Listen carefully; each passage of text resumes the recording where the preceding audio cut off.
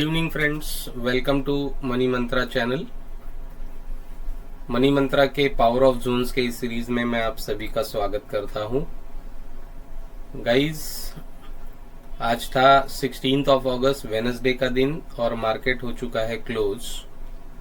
तो चलो जानने की कोशिश करते हैं कि आज का ट्रेडिंग डे कैसे रहा। निफ्टी और बैंक निफ्टी ने क्या हमारे जोन्स ने हमें ट्रेड करने के लिए हेल्प किया या नहीं किया, उसको समझने की कोशिश करते हैं। तो पहले बात करेंगे बैंक निफ्टी के बारे में। ये बैंक निफ्टी का 5 मिनट्स का चार्ट मैंने आपके सामने लगा के रखा है और देखिए ये 5 मिनट्स की पहली कैंडल है। ये न्यूट्रल कैंडल है। क्योंकि वीक जितनी है उतनी ही एक रेड कैंडल है। तो और वो कैंडल कहां पर जाकर गाइस, यहां पर जाकर उसने क्लोजिंग दे दी, बराबर है। इसका मतलब हमारे जोन्स को उसने ब्रेक डाउन किया नहीं। अगर ब्रेक डाउन करता तो प्रोबेबिलिटी थी कि वो यहां तक नीचे आ सके, लेकिन दूसरी कैंडल इमीडिएटली ग्रीन बनी। तो इसका मतलब यहां पर कुछ सपोर्ट अवेलेबल है। अगर यहां पर सपोर्ट अवेलेबल नहीं होता तो वापस ग्रीन कैंडल इस जोन के नीचे ही क्लोजिंग देनी चाहिए थी, लेकिन ऐसा हुआ नहीं। ग्रीन कैंडल का फॉर्मेशन हुआ और ये ऊपर की तरफ निकल गया, यानी हमारे जोन का ब्रेकआउट यानी इस कैंडल पे बैंक निफ्टी ने दिया। तो यहाँ पर हमें ट्रेड एग्जीक्यूट करना था। हमारा एसएल इसके नीचे यहाँ पर होना चाहिए था और आप देखिए यहाँ पर ट्रेड एग्जीक्यूट किया। नेक्स्ट टारगेट हमारा ये जोन होता है। हम जोन टू जोन ट्रेडिंग करने का प्लान करते हैं और ऊपर नीचे करते करते एसएल तो हिट नहीं हुआ, वापस अपनी टारगेट की तरफ वो यहाँ पर गया।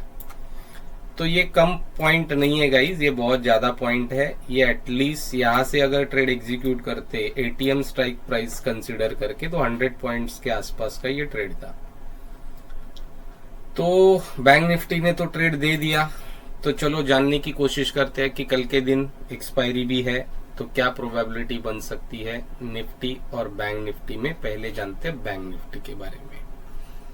तो बैंक निफ्टी कहां पर क्लोज हुआ है ये देखना हमारे लिए बहुत इंपॉर्टेंट है। मैं थोड़ा सा इसको जूम इन कर लेता हूं ताकि जोन्स आपको प्रॉपरली क्लियर हो जाए। देखिए यहाँ पर बैंक निफ्टी ने अपनी क्लोजिंग को दे दिया है। इसका मतलब कल यहीं पर कहीं फ्लैट खुलेगा तो ऊपर रेजिस्टेंस है और ये रेजिस्टेंस स्ट्रॉन्ग रेजिस्टेंस है, क्योंकि 44,000 एक साइकोलॉजिकल लेवल भी है। तो ये स्ट्रॉन्ग रेजिस्टेंस का काम करेगा और यही से आज उसने रेजिस्ट करके वो नीचे की तरफ डायरेक्शन बना रहा है।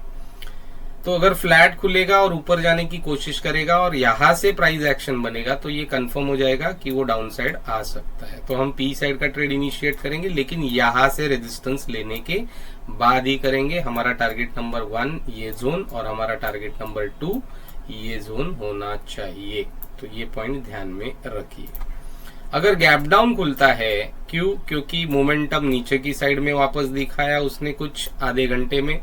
तो अगर गैप डाउन खुलता है तो ऊपर जाने की प्रोबेबिलिटी बढ़ सकती है, लेकिन ऊपर तभी जाएगा जब ये यहां पर आएगा और यहां से इस जोन का सपोर्ट लेके वो ऊपर की तरफ प्राइस एक्शन बनाएगा। तो हम सी साइड का ट्रेड इनिशिएट करेंगे। हमारा टारगेट नंबर 1 ये जोन होना चाहिए। अगर ये साइकोलॉजिकल लेवल बैंक निफ्टी तोड़ने में कामयाब होता है तो नेक्स्ट टारगेट बैंक निफ्टी के लिए 44,400 का ये जोन होना चाहिए। तो अगर ये ब्रेकआउट करेगा तो हम यहां तक ट्रेड को प्लान कर सकते हैं, जो कि 44,400 का लेवल है।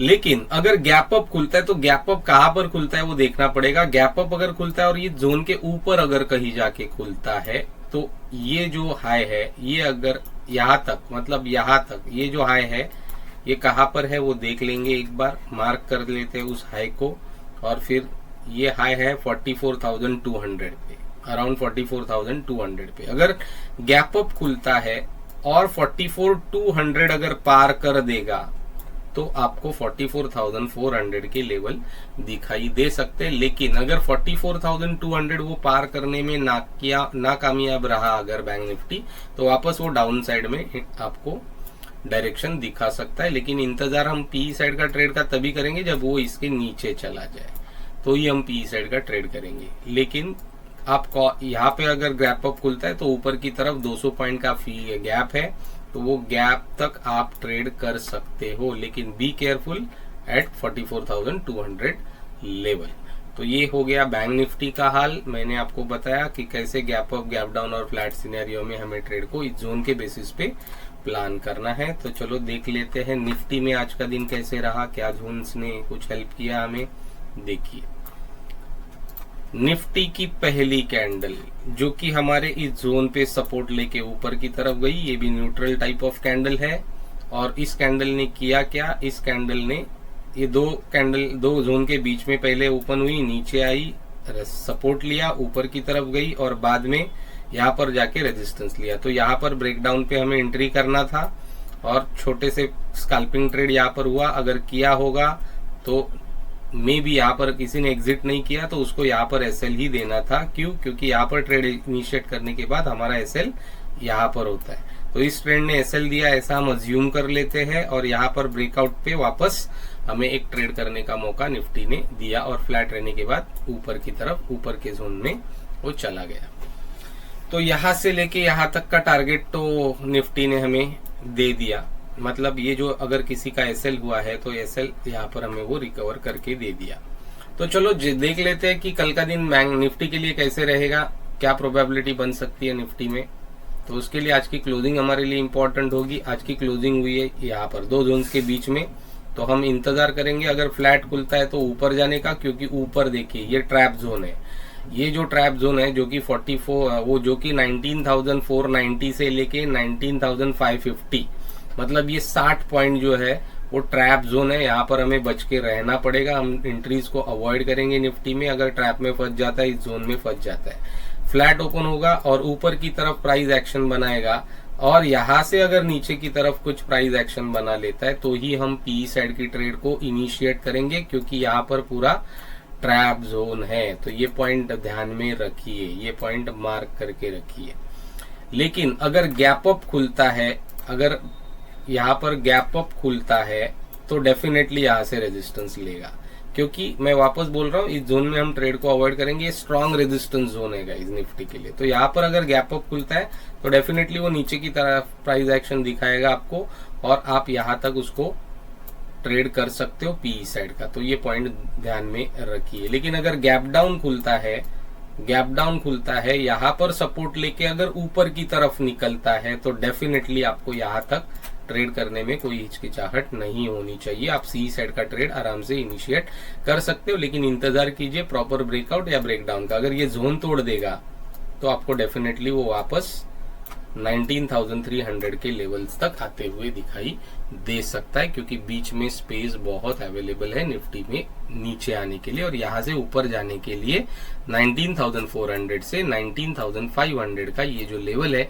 यहाँ तक 100 पॉइंट्स का ट्रेड, 100 पॉइंट का स्पेस अवेलेबल है। तो हम इसी स्पेस में अपने ट्रेड्स को प्लान करेंगे, अदरवाइज हम निफ्टी में ट्रेड नहीं करेंगे। तो ये पॉइंट ध्यान में रखिए, ये पॉइंट आप मार्क करके लीजिए गाइस। अगर आप मनी मंत्रा चैनल पे नए हो तो मनी मंत्रा चैनल को लाइक कीजिए, मनी मंत्रा चैनल को सब्सक्राइब कीजिए और अपने ट्रेडिंग करने वाले दोस्तों के साथ शेयर कीजिए चैनल को, ताकि वो भी ऐसे डेली एनालिसिस वीडियो जो कि हम जोन्स के बेसिस पे करते हैं, जो जोन्स एक्यूरेटली काम करते हैं, उस बेसिस पे वो भी काम करके कुछ अर्निंग अपने लिए कर सके।